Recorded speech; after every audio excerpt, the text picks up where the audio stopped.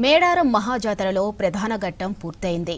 నలుగురు దేవతల గద్దెలు ఒకే వరుసలో ఉండేలా నిర్మాణాలు చేపట్టగా ఇవాళ పగిడద్దరాజు గోవిందరాజుల గద్దెల్లో పునఃప్రతిష్ఠ కార్యక్రమాన్ని వైభవంగా నిర్వహించారు. వనదేవతల పూజలు, వారి ఆడబిడ్డల కుటుంబాలు ప్రతిష్టాపన తంతును ఆదివాసీ సాంప్రదాయాలతో కన్నుల పండుగగా చేశారు. మంత్రి సీతక్కతో పాటు కలెక్టర్, ఎస్పీ, ఇతర అధికారులు కార్యక్రమాన్ని పర్యవేక్షించారు.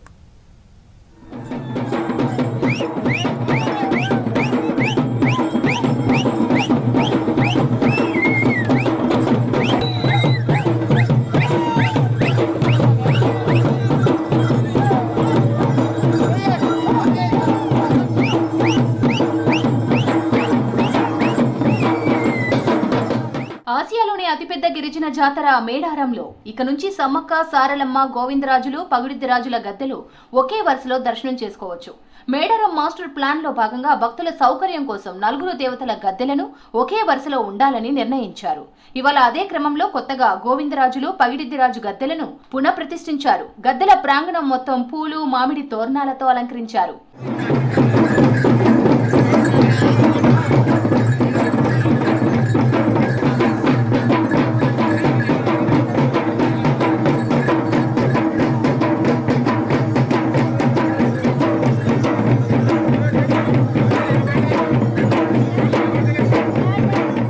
మహబూబాబాద్ జిల్లా పొనుగొండ్ల గ్రామంలో పగిడిద్దరాజు దేవాలయంలో, మరోవైపు ములుగు జిల్లా ఏటూరు నాగారం మండలం కొండాయిలోని గోవిందరాజుల ఆలయంలో పూజలు నిర్వహించారు. అక్కడి నుంచి ధ్వజస్తంభాన్ని తయారు చేసి ప్రత్యేక పూజలు అనంతరం ఆదివాసీ సాంప్రదాయంలో మేడారానికి తరలించారు.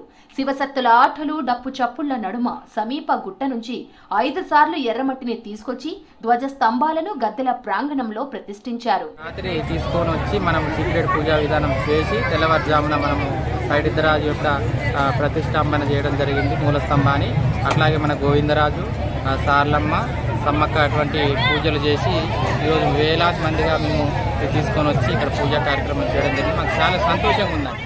పగిడిద్దరాజు, గోవిందరాజులను ఒక పక్కకుండి ఇంతకుముందు భక్తులకు కూడా దర్శించుకోవడానికి ఇబ్బంది కూడా మహాజాతరలో, అటువంటిది ఇప్పుడు ఒక క్రమంలో పెట్టి మా గోవిందరాజులకు, పగిడిద్దరాజులకు మాకు కూడా మంచి అవకాశం భక్తులు దర్శించుకునేందుకు వీలు కలిగింది. మహాజాతర పునర్నిర్మాణ పనుల్లో భాగంగా మొదటి దశ మార్పులు విజయవంతంగా పూర్తి చేశామని మంత్రి సీతక్క తెలిపారు.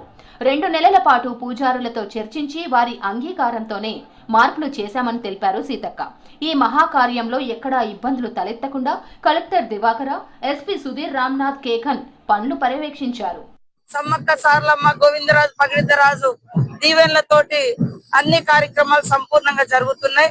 ఈ కార్యక్రమంలో నేను, కలెక్టర్ గారు, ఎస్పీ గారు, మా పూజారులు, మా ఇక్కడ ఉన్నటువంటి పెద్దలు, మార్కెట్ కమిటీ చైర్మన్, మా రీసెర్చ్ సెంటర్ నుంచి వీళ్ళందరూ కూడా అధికారులు మరి అందరూ పార్టిసిపేట్ చేస్తున్నందుకు అందరికీ ధన్యవాదాలు.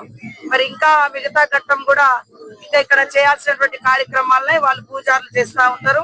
గుడి కూడా తొందరలోనే కంప్లీట్ చేసిస్తాం. పగిడిద్దరాజు, గోవిందరాజుల గద్దెలపై ప్రతిష్టాపన కార్యక్రమం అంతర్గతంగా ఆదివాసీ సంప్రదాయం ప్రకారం జరిగింది. దీంతో సామాన్య భక్తులను గద్దెల దర్శనానికి ఇవాళ అనుమతించలేదు.